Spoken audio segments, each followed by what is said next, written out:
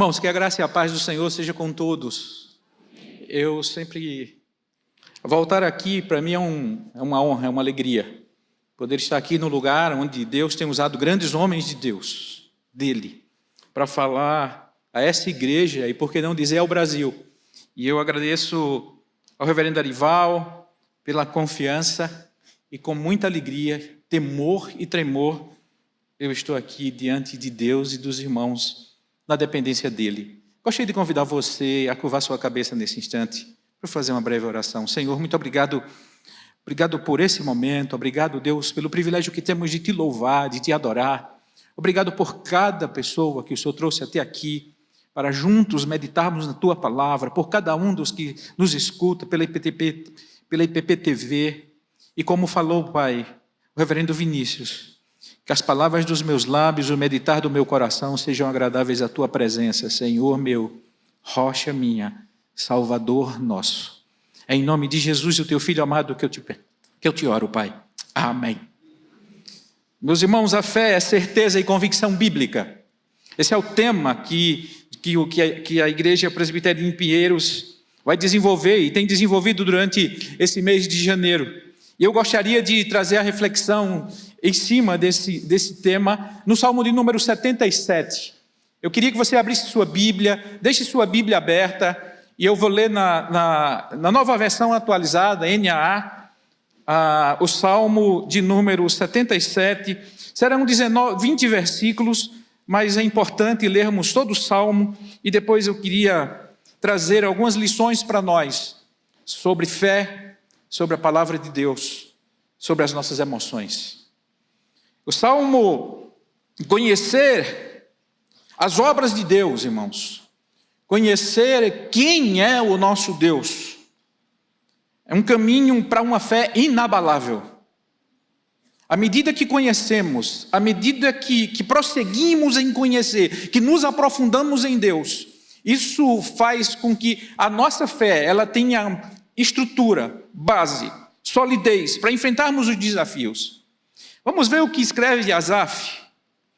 Elevo a Deus a minha voz e clamo. Elevo a Deus a minha voz para que me atenda.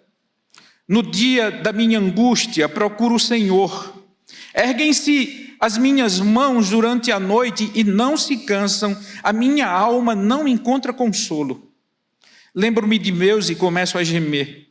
Medito e o meu espírito desfalece. Não me deixas pregar os olhos, tão perturbado estou que nem posso falar. Penso nos dias de outrora, trago à lembrança os anos dos tempos passados. De noite indago o meu íntimo e o meu espírito pergunta: será que o Senhor nos rejeitará para sempre? Acaso não voltará a ser propício? Cessou perpetuamente a sua graça? Caducou a sua promessa para todas as gerações? Será que Deus se esqueceu de ser bondoso? Ou será que encerrou as suas misericórdias na sua ira? Então eu disse, essa é a minha aflição. O poder do Altíssimo não é mais o mesmo. Recordarei os feitos do Senhor, certamente me lembrarei das tuas maravilhas da antiguidade. Meditarei em todas as tuas obras e pensarei em todos os teus feitos poderosos. O teu caminho, ó Deus, é de santidade. Que Deus é tão grande como o nosso Deus? Tu és o Deus que opera as maravilhas e entre os povos tens feito notório o teu poder. Com o teu braço remiste o teu povo, os filhos de Jacó e de José. As águas te viram, ó Deus, as águas te viram e tremeram, até os abismos se abalaram. Grossas nuvens se desfizeram em água, houve trovões nos espaços. Também as tuas setas cruzaram de uma parte à outra. O estrondo do teu trovão ecoou na redondeza, os relâmpagos iluminaram o mundo e a terra se abalou e tremeu. O teu caminho foi pelo mar e as tuas veredas passaram pelas grandes águas, mas ninguém encontrou as tuas pegadas. O teu povo, tu conduziste como um rebanho pelas mãos de Moisés e de Arão. É o que escreve Asaf no Salmo de número 77. Irmãos, a Bíblia é um alicerce indispensável na nossa fé, pois ela revela quem é Deus, ela revela as suas promessas, ela revela a sua obra redentora em Cristo Jesus. Como Paulo declara em Romanos, a fé vem pelo ouvir e ouvir a palavra de Deus. George Burman Foster, um professor de teologia da Universidade de Divinity School, da Universidade de Chicago, no final do século XIX, ele escreve o seguinte: a autoridade da fé é a revelação de Deus. Essa revelação é que dá autoridade à nossa fé. Uma fé edificada, amados, na emoção. Está baseada em um alicerce muito sujeito a alterações. A fé que é baseada apenas em sentimentos, ela vai ter altos e baixos, ela tem alterações, porque dependendo das nossas emoções e dos nossos acontecimentos, a nossa fé é abalada. François Fenelon foi quem disse essa frase: aquele que quer contemplar a Deus, ele só tem um caminho a percorrer. Aquele que quer conhecer a Deus, ele só tem um caminho a percorrer. Aquele que quer alimentar a sua fé, ele só tem um caminho a percorrer: a palavra de Deus. Nela Deus se revela, nela somos fortalecidos, nela conhecemos a salvação, nela esperamos a nossa redenção. E o Salmo 77, Asaf nos ensina que por meio das dificuldades, conhecer e recordar os feitos de Deus nos fortalecerá, trará consolo, trará perseverança. Eu queria trazer para nós, que nós pudéssemos enxergar como muitas vezes as nossas emoções, elas dificultam e atrapalham a nossa fé. E como reconhecermos e conhecermos ainda mais a graça e a misericórdia de Deus, isso nos fortalece, nos alimenta, nos encoraja a enfrentarmos os desafios da vida. Como manter a fé, irmãos, em tempos difíceis? Como manter a fé em dias perturbadores? Há dias em que o medo tenta sufocar a esperança. Parece que aquele céu de São Paulo, no finalzinho da tarde, nuvens densas, elas mostram um céu fechado diante de nós. Mostra um céu que parece que o mundo vai desmoronar diante de nós ou sobre nós. Tem dias nas nossas vidas em que os questionamentos são mais fortes do que as certezas. Tem dias que nós temos mais perguntas do que respostas. Tem dias que nós temos mais dores do que alívio. Tem dias que nós estamos extremamente inquietos e perturbados. Há instantes em que a alma anda de um lado para o outro em busca de consolo. E muitas vezes ela não chega a encontrar, e isso traz muita dificuldade. O que fazer? Asaf nos ensina aqui no Salmo de número 77. O escritor do Salmo, ele escreveu vários outros salmos. E ele ocupava uma função muito linda no reino de Davi. Ele era um levita designado por Davi para conduzir o coral sagrado, para conduzir a música. Mas adiante seus filhos também aparecem como músicos no templo. No primeiro livro das Crônicas nós encontramos isso. É assim que Crônicas ele fala um pouco sobre Asaf. Designou dentre os levitas os que haviam de ministrar diante da arca do Senhor e celebrar, louvar e exaltar o Senhor, Deus de Israel, a saber, Asaf, o chefe, Zacarias, o segundo, e depois Jeiel, e ele vai citando nomes, mas aqui fala exatamente como Davi separa Asaf para essa função tão linda. Mas Asaf estava passando por um momento difícil na vida. Nós não sabemos exatamente o que estava acontecendo. Não sabemos o motivo de tamanho desespero. Não sabemos o motivo de tal crise espiritual naquele momento na vida do salmista. A angústia, o pavor, a depressão que ele narra dos primeiros versículos, nós não sabemos o que aquele levita estava passando. O fato é que ele estava horrivelmente triste, horrivelmente perturbado. As noites dele eram noites difíceis, assim ele narra nos primeiros versículos do Salmo. Como quem estava afundando em um poço de lama, ou um poço de desespero, ou um poço de medo, de angústia, de pavor, de problemas. Assim, Asaf, ele se descreve. Mas nós veremos, irmãos, como a fé nos sustenta quando a alma enfrenta essas situações desestabilizadoras em nossa vida. O que seria de nós se não fosse a fé nos nossos dias mais difíceis? A conclusão dele é buscar a Deus em meio à dor. E lembrar que não existe Deus como o nosso Deus. Vamos para o Salmo.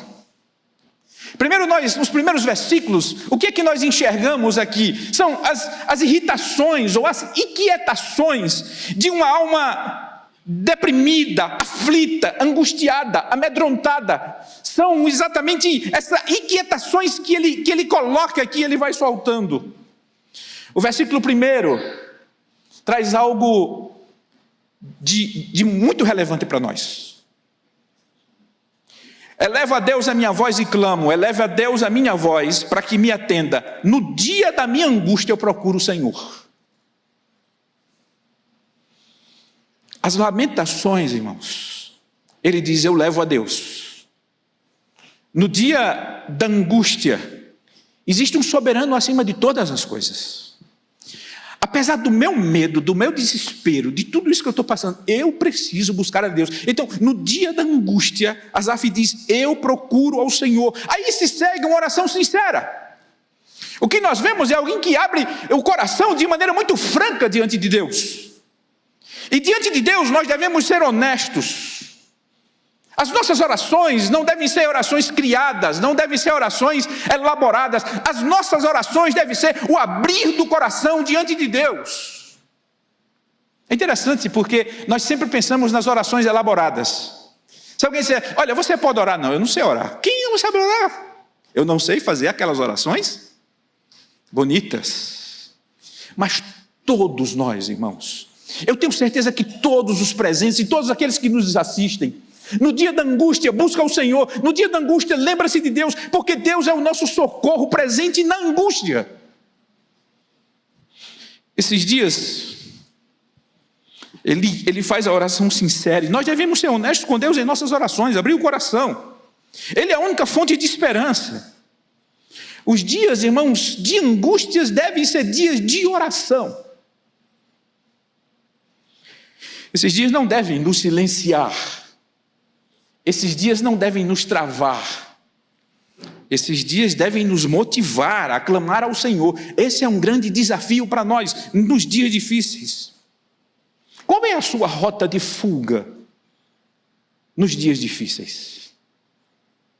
Qual o caminho que você, que nós percorremos nos dias difíceis?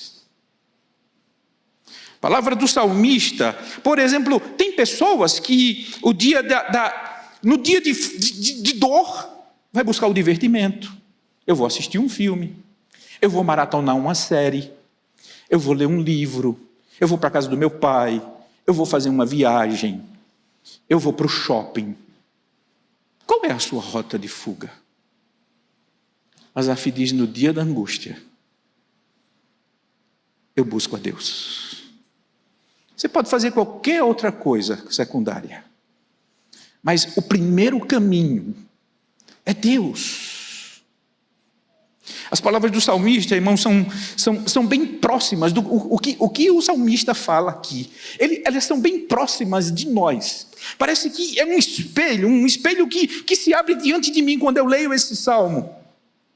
Ele diz assim: no dia da angústia, eu elevo a Deus, eu clamo a Deus, eu procuro o Senhor. E segue no versículo 2: erguem-se as minhas mãos durante a noite e não se cansam. Sinal de uma noite sem dormir. O salmista não está dormindo. As suas noites estão em claros, as madrugadas são longas. Veja o versículo 2, à noite, durante a noite, não se cansam. No versículo 4, não me deixes pregar os olhos, estou tão perturbado que não posso falar. Mais uma vez ele fala exatamente da falta de sono.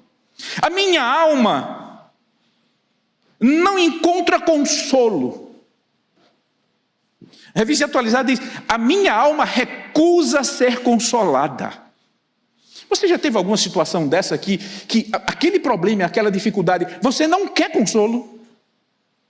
Existe situação mais difícil, por exemplo, de uma mãe e um filho recebe uma notícia muito difícil, de uma doença muito difícil, aí alguém vai com, não quero, eu quero a solução.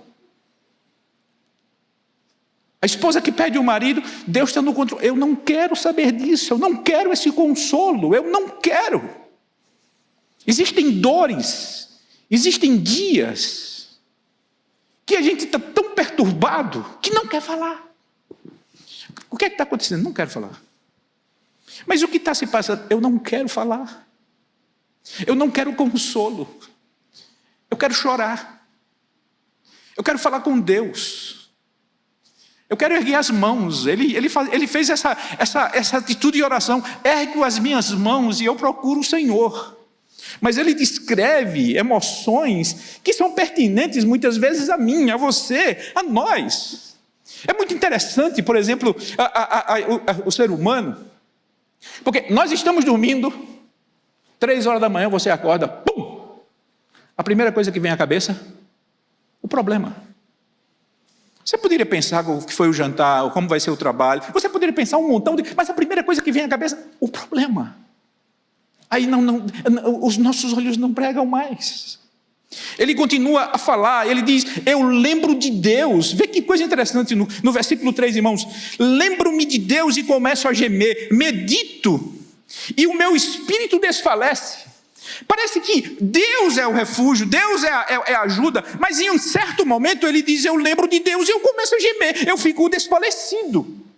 Parece, quando ele lembrava de Deus, os seus pensamentos se fixavam apenas na justiça, na ira terrível, talvez em Deus fazer alguma coisa. Será que Deus está vingando-se de mim? Será que Deus está com raiva de mim? Será que eu cometi algum pecado? Deus, irmãos, quando ele lembrava-se de Deus, os seus pensamentos fixavam nisso. E o próprio Deus parece que tornou-se um terror para ele. É o que diz Matthew Henry quando comenta esse texto. É um Deus punitivo, é um Deus que não me ama, é um Deus que não me escuta, é um Deus que não ouve as minhas orações. Eu lembro de Deus e começo a gemer, medito e o meu espírito desfalece. Aí o que começa a surgir na mente do salmista? Perguntas, questionamentos. Pensam nos dias de outrora, versículo 5, trago à lembrança os anos de tempos passados, de noite indago o meu íntimo, o meu espírito pergunta, mais uma vez ele fala da noite, à noite eu começo a pensar. Você é daqueles que deita na cama e começa a pensar, e perguntar, e o salmista era assim. Ele diz, à noite eu começo a pensar. Aí sabe o que o coração dele, sabe o que uma alma perturbada, sabe que uma alma abalada, sabe que uma alma que muitas vezes a sua fé começa a colocar em xeque aquilo que ele crê, dos acontecimentos, sabe o que ela traz? Veja as perguntas do salmista. Indaga o meu espírito, será que o Senhor nos rejeitará para sempre? Será que Deus não vai rejeitar? O que está acontecendo? Deus rejeitará para sempre? Será que não voltará a ser propício? Deus não vai voltar a me ajudar? Deus não vai me voltar a me bendizer? Será que Deus, nós olhamos para a vida do irmão, do vizinho, do cunhado, daquela família amiga da igreja, porque Deus abençoa apenas aqueles e não a mim? Será que Deus não vai mais me abençoar? Cessou perpetuamente a graça de Deus, o Deus gracioso. Desde quando o homem pecou, que se esconde de Deus, um Deus que vai em busca do homem, um Deus que providencia as folhas para aquele casal, um Deus gracioso, que muitas vezes alguns pensam em Deus e começam a tremer, não enxergam a sua graça e pensam que a graça de Deus caducou e não é mais para essa geração, não é mais para a minha vida, não é mais para a sua vida, foi apenas para aquele tempo, para aquele povo. Será que está acontecendo isso? É a pergunta do salmista.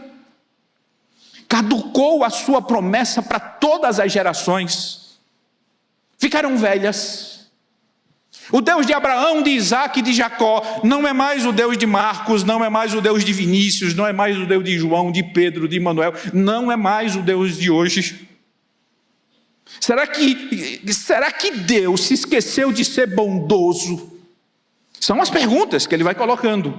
Ou será que encerrou a sua misericórdia na sua ira? Ele está tão irado. Deus, eu fiz algo tão ruim, eu fiz algo tão perverso, que agora Deus ele quer me punir. E essa punição parece que não vai terminar. As perguntas que o salmista faz são perguntas que muitas vezes nós fazemos. Aí, irmãos, uma coisa que nós podemos enxergar aqui. Onde estava o foco do salmista? Onde estava? Nos problemas, no possível silêncio de Deus, no abandono de Deus, na acepção de pessoas, na ira, nos seus erros. O Deus que muda, o Deus que não é mais o mesmo, o seu foco estava tão somente nessas coisas. Mas aí parece que em certo momento, a partir do versículo 10, nós vemos uma mudança totalmente de foco do salmista. Mas o 10 é a chave de tudo. Ele diz assim: então eu disse, essa é a minha aflição, o poder do Altíssimo não é mais o mesmo. O salmista ele chega a uma conclusão, depois de ele fazer toda a reclamação, depois de ele dizer, eu tenho muitos problemas, eu estou perturbado, eu não sei o que fazer, eu não tenho sono, eu não consigo dormir, eu não consigo resolver. Ele diz, mas esse é o meu problema. Na revista e corrigida, ele traduziu exatamente assim: isto é enfermidade minha, isso é a minha doença, essa é a minha fraqueza. Pensar que a destra do Altíssimo, pensar que a mão direita de Deus, pensar que Deus mudou, não é mais o mesmo. Essa é a minha aflição, essa é a minha enfermidade. O meu problema é de fé, o meu problema é de conhecer a Deus, o meu problema é achar que Deus, a mudança, a variação, eu preciso corrigir a rota. Essa é a minha aflição. Na NVT eu procurei outra, ele diz, eu pensei, é por essa razão que eu sofro. A palavra tchalá é tornar-se fraco, tornar-se doente, tornar-se adoentado, tornar-se aflito. Então, essa é a minha doença, essa é a minha aflição. A mão direita do Altíssimo mudou. Mateus Henry comenta, essa é a nossa enfermidade, o pecado que mais facilmente nos assedia. O desânimo de espírito e a desconfiança de Deus sob a aflição são muitas vezes as enfermidades das pessoas boas e, como tais, devem ser refletidas por nós com tristeza e vergonha, como pelo salmista. Esse é o problema de no momento da dor nós dizermos as coisas não são como dizem. A fé não é assim. Quando os nossos pensamentos, irmãos, se enchem de dúvidas, quando os nossos pensamentos se enchem de questionamentos, quando os nossos pensamentos eles colocam o foco tão somente nas dificuldades, nos desafios, eles constroem, parece muros, eles constroem barreiras que não nos deixam enxergar a Deus, eles constroem uma névoa que nós ficamos apenas dentro de nós mesmos e não conseguimos enxergar a graça, a misericórdia de Deus em nossas vidas. Tudo que Deus fez, tudo que Deus tem feito, tudo que Ele fará por nós. O medo, o pavor e a mente doente, ela não consegue enxergar. A mente inquieta é uma fábrica de monstros. Essa mente deve ser levada cativa a Cristo. Essa mente deve ser renovada no entendimento. Experimentar a boa, perfeita e agradável vontade de Deus. Nós precisamos levar a nossa mente cativa a Cristo toda vez que ela estiver totalmente submersa em problemas, em angústias, em incertezas. Aí o salmista, irmãos, ele traz assim, as memórias das obras de Deus como uma fonte de fé e esperança. Aqui acontece uma mudança de foco nele. Aqui ele começa a enxergar quem é o Deus. Ele reorienta. Sabe aquela coisa do GPS, do Waze, que quando a gente entra na rua errada, ele diz recalculando a rota. O salmista diz recalculando a rota. E eu não sei qual a sua luta, qual a sua dor.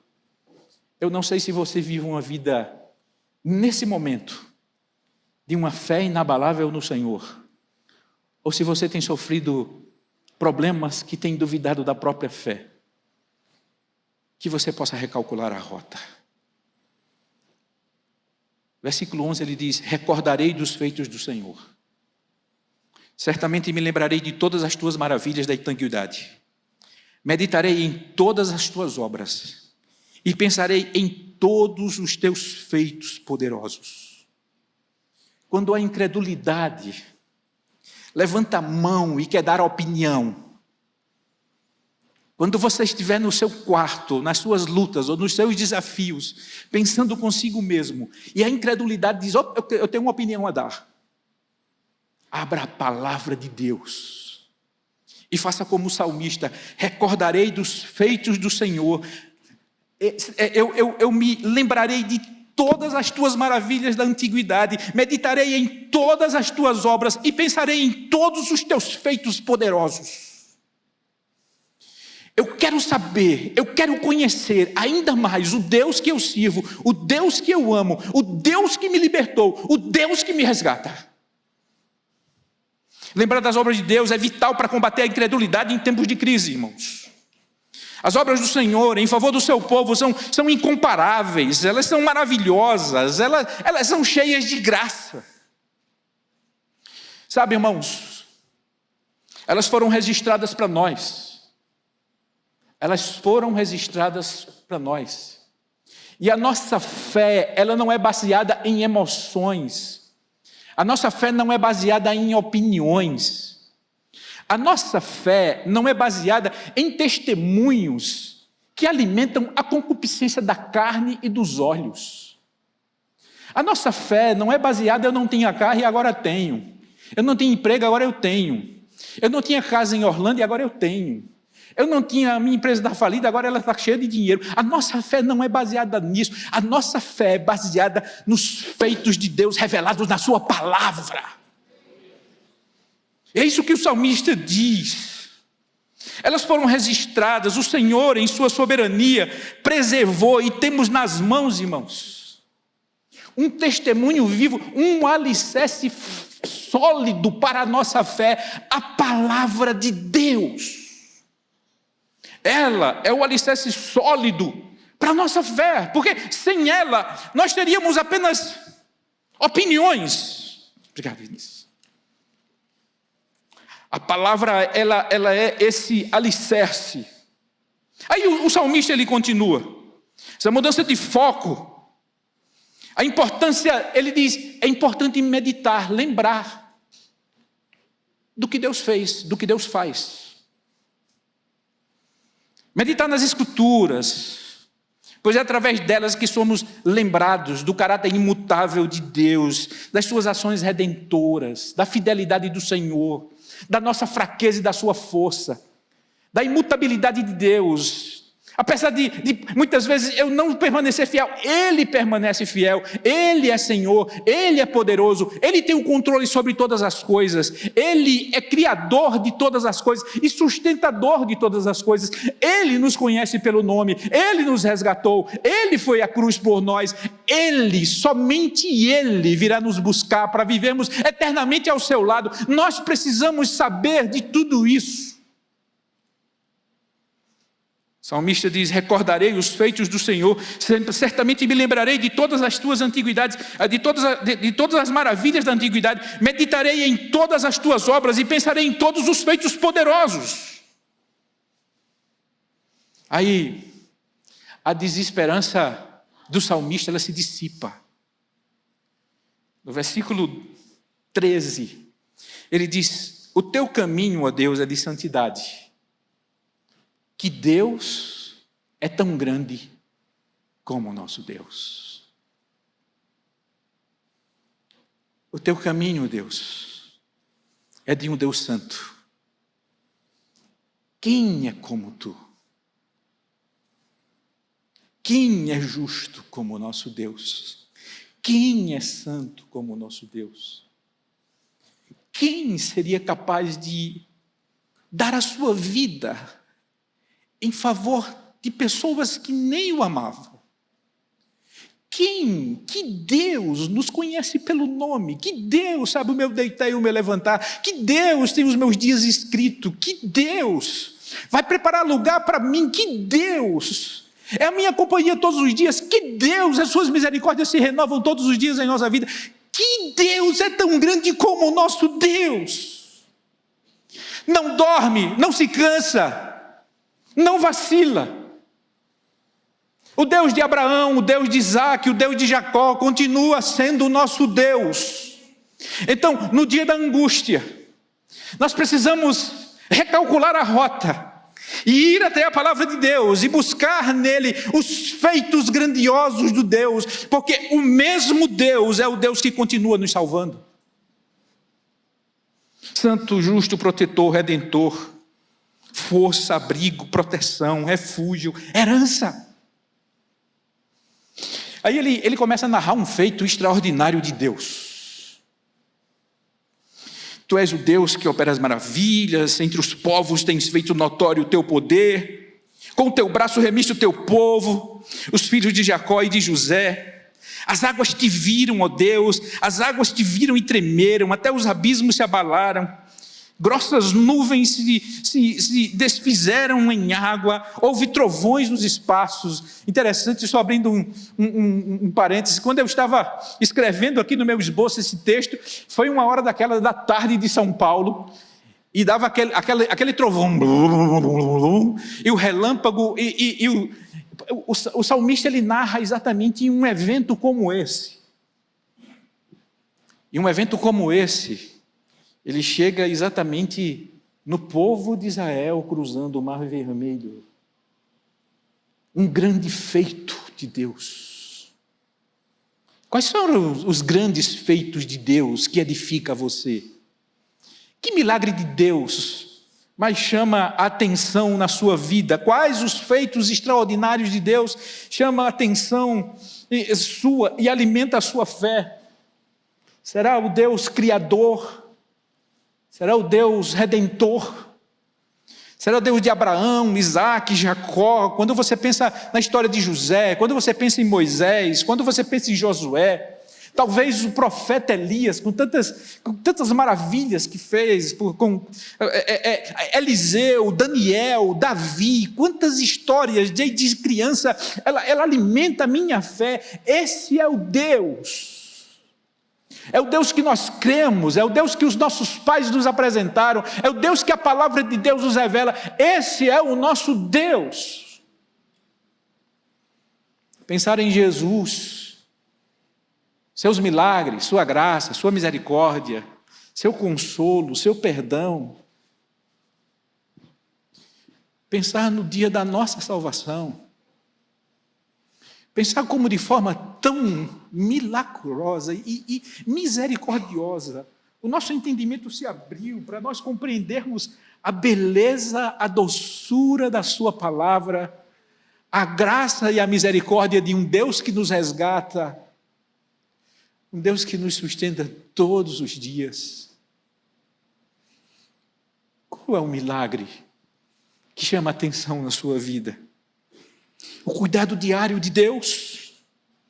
Será que Deus faz as mesmas coisas no século XX? Será que Deus é um Deus salvador no século XX? Será que Deus continua mudando vidas no século XX? Será que Deus continua restaurando famílias? A prova disso aqui é nós estarmos aqui adorando e buscando esse Deus. Meus irmãos, nos momentos de angústia, siga o exemplo de Asaf. Abra a palavra de Deus. Na verdade, a palavra de Deus deve ser a nossa meditação todo dia, o nosso alimento diário. A palavra de Deus deve ser levada mais a sério por nós.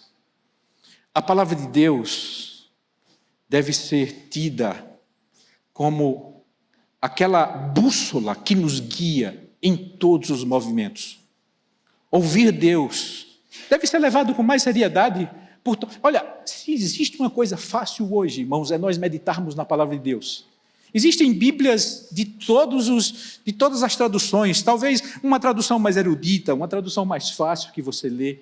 Existem Bíblias narradas que a gente pode ouvi-la os dias que quisermos. Existem Bíblias de estudo. Existe a exposição da Bíblia aqui nessa igreja. Como, irmãos, nós temos acesso à palavra de Deus e muitas vezes nós estamos recolhidos e apenas dando espaço aos nossos pensamentos e os nossos questionamentos internos, ao invés de lembrarmos e meditarmos na palavra de Deus.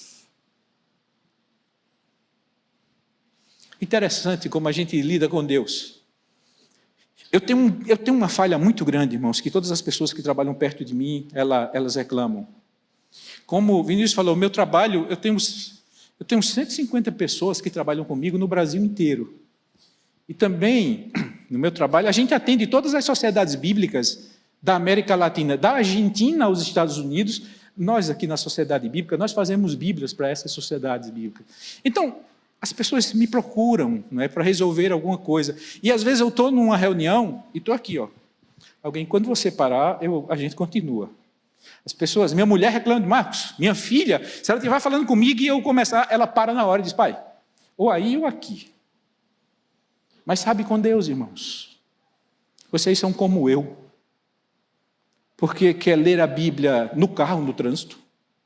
Eu vou colocar a Bíblia aqui para ouvir, e o trânsito, e o motoqueiro, e alguém dá o trancão, e o trânsito, eu vou chegar tarde, e a Bíblia tocando. A gente quer aproveitar a oportunidade do dia, e a nossa vida agitada, e nos alimentarmos de qualquer forma.